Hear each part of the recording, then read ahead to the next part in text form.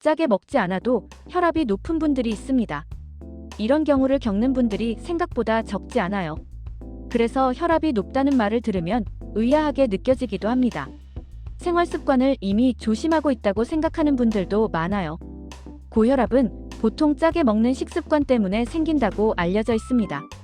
그래서 소금 섭취부터 줄이라는 조언을 가장 먼저 듣게 됩니다. 운동이 부족할 때도 혈압이 높아질 수 있다고 합니다. 스트레스를 많이 받을 때도 혈압이 영향을 받는다고 알려져 있어요. 이런 이유들 때문에 혈압 관리는 생활 습관 관리라는 인식이 강합니다. 식단과 운동이 가장 중요하다고 생각하는 분들이 많아요. 그래서 혈압 관리라고 하면 식단 조절이 먼저 떠오릅니다. 필요한 경우에는 약물 치료도 함께 진행하게 됩니다. 혈관을 넓혀주는 약을 통해 수치를 관리하는 방식이 일반적이었습니다. 혈압 문제는 혈관의 문제라고 생각해온 경우가 많아요.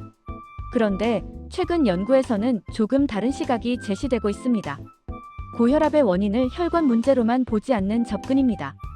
연구진은 뇌의 역할에도 주목할 필요가 있다고 설명합니다. 특히 뇌간이라는 부위가 언급되고 있어요. 뇌간은 몸의 기본적인 기능을 조절하는 곳입니다. 우리가 의식하지 않아도 이루어지는 기능을 담당합니다.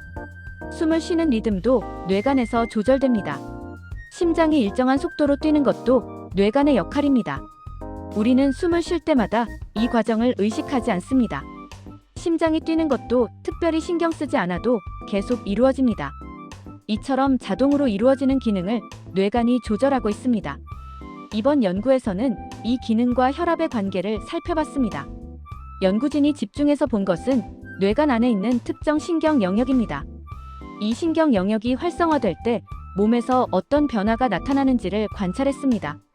연구 결과를 보면 이 신경 영역이 활성화될 경우 변화가 나타났습니다.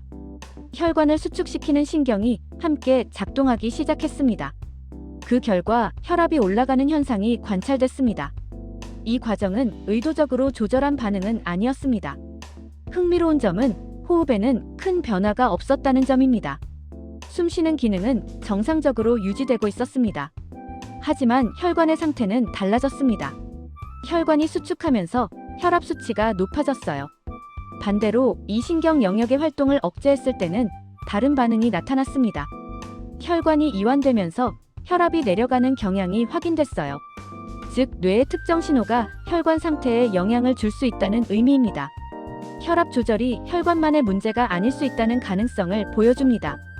다만 이 연구는 동물을 대상으로 진행된 실험입니다. 사람에게 그대로 적용된다고 단정할 수는 없습니다. 연구 결과를 해석할 때는 이 점을 함께 고려해야 합니다. 모든 고혈압이 같은 원인으로 발생하는 것은 아니기 때문입니다. 또한 염분 섭취나 비만, 운동 부족, 스트레스는 여전히 중요합니다. 이 요인들이 고혈압과 관련 있다는 사실은 변하지 않습니다. 이번 연구가 기존 원인을 부정하는 것은 아닙니다. 기존 원인에 하나의 관점을 더하는 연구라고 볼 수 있어요. 하지만 이번 연구는 고혈압을 바라보는 시각을 조금 넓혀줍니다. 혈관뿐 아니라 뇌의 조절 기능도 함께 고려할 수 있다는 점을 보여줘요. 연구진은 이런 관점이 앞으로의 연구에 도움이 될 수 있다고 설명합니다. 고혈압 치료 방향을 다양하게 만드는 계기가 될 수 있다고 봅니다. 고혈압은 초기에는 증상이 거의 없는 경우가 많습니다. 그래서 본인이 혈압이 높은지 모르는 경우도 적지 않습니다. 하지만 시간이 지나면 심장 건강에 부담을 줄 수 있습니다. 뇌 건강에도 영향을 미칠 수 있어요. 그래서 고혈압은 꾸준한 관리가 중요하다고 강조됩니다. 수치가 안정적일 때도 정기적인 확인이 필요합니다. 오늘은 고혈압과 뇌의 관계에 대한 연구 내용을 살펴봤습니다. 혈압을 바라보는 시각이 조금 달라질 수 있는 연구입니다. 기존에 알고 있던 관리 방법과 함께 참고해 보셔도 좋을 것 같아요.